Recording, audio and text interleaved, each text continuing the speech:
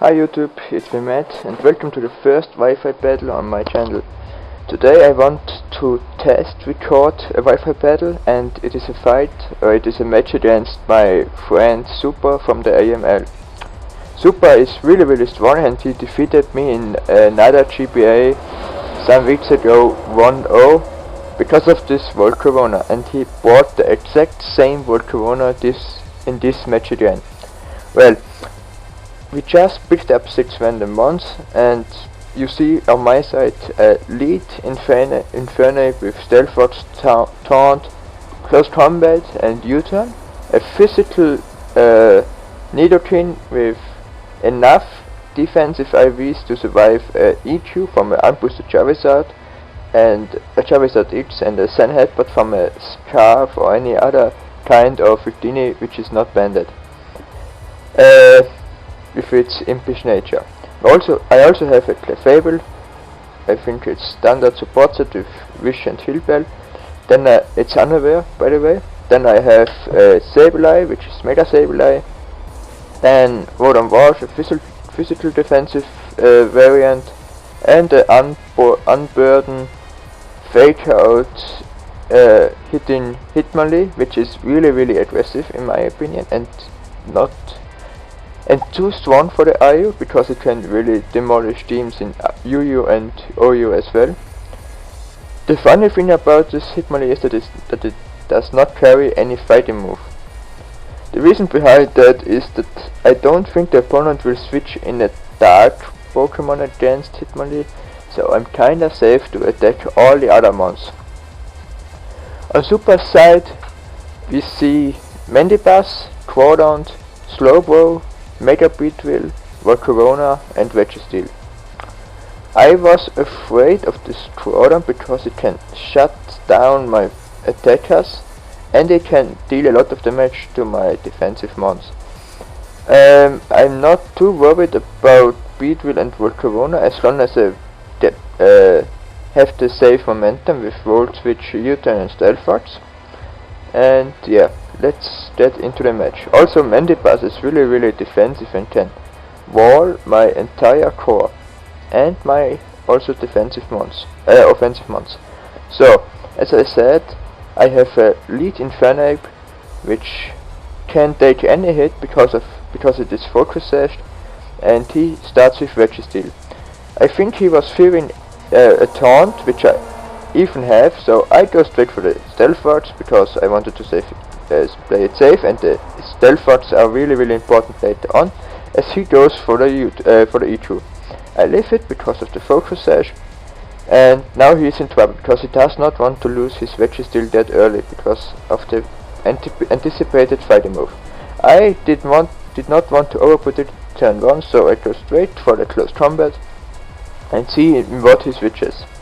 He switches into his Slowbro, which I think is not really physical defensive because it did quite a lot, although it was resisted. Okay, I go now for the U-turn to get the momentum and do a lot of damage, and I switch out into my Rotom Wash, which can take any hit of this Slowbro, and I anticipate Scald. Well, he has Surf, which I think is kind of not best move on a defensive water type, but he has his thought process behind that. Well, he does not want to lose his Slowbro and he wants to get some health back with Regenerator, so my Rotom Wash is really safe to go for Volt Switch to either kill it or to get momentum. And we get the momentum against this Registeel, which we even crit.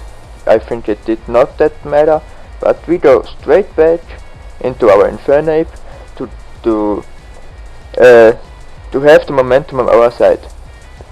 He has to switch out because of the anticipated Close Combat. He switches out into Mandibuzz and I go for the U-turn too. You see my strategy behind this play in the first minutes. Stealth Fox, U-turn, Volt Switch. He can't do anything. He just switched out and didn't really hurt my team at all. He did 1 EQ and 1 Surf, not much, and we are already at turn 6. I already tripled many of his mons with the HP, and yeah, He has to switch out again as we go for the obvious volt switch, because either we kill or we get the momentum, like before against the Slowbro. And yeah, we go for the volt switch and crit the Registeel again. I think this Registeel does not really like to face my Infernape. Well, anyway, I go straight back into my Infernape and go for the U-turn, anticipating him to switch, but he stays in. Which is really a good play from his side. But yeah, I can take everything from this Registeel with my Sableye. I thought about Seismic Dust, but Explosion was a really funny move, and yeah, that was one of the most hilarious scenes in this battle.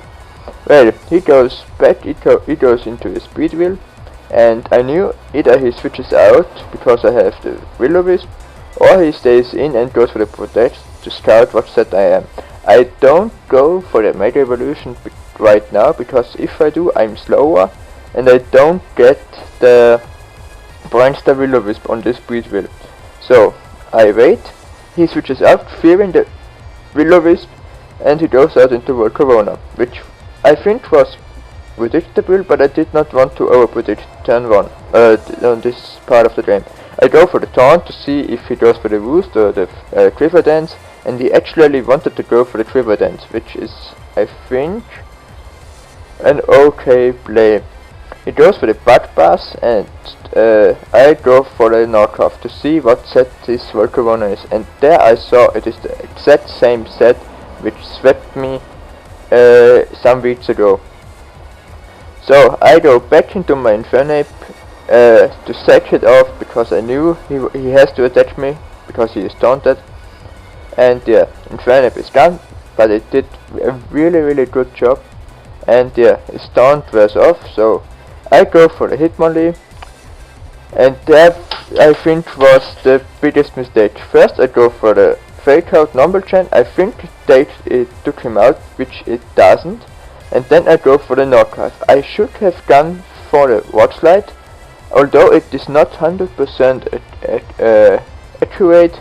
It avoids Hitmonlee getting burned, and the burn is unfortunate because now I can't sweep with the Unburden boost. He goes out into his Mandibuzz, gets some damage with Stealth Rocks, and I thought, okay, let's see how much I do with the Rock Slide if I would have killed it without the burn. And I don't think I could have, because yeah, he's really physically defensive.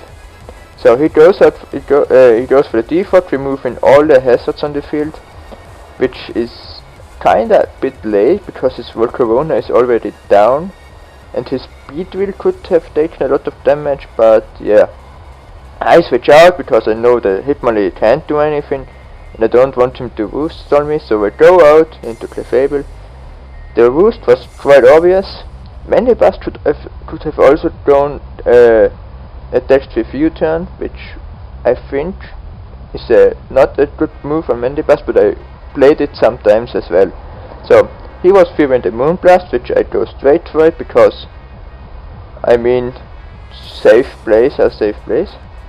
So the Moonblast hits the Slowbro, which does nothing, and I see it is a Salt Vest. Okay, I go for the Toxic to wanted to stall him out, but I miss. Well, this is one of the, I think, crucial moments of this game, because the Toxic miss would have helped me a lot to outstall the Slowbro. Oh, and I also saw from that point on that only Beedrill can really hurt my Clefable, and the other ones can get stalled out. Well, he sees that I'm Wish, he does not 2-hit KO me, so I get all my HP back, and he knows that a Poison Jab can take me out, but it's way too obvious. A U-turn is now a way safer play, but I think he has to play it safe to guarantee the KO on Clefable.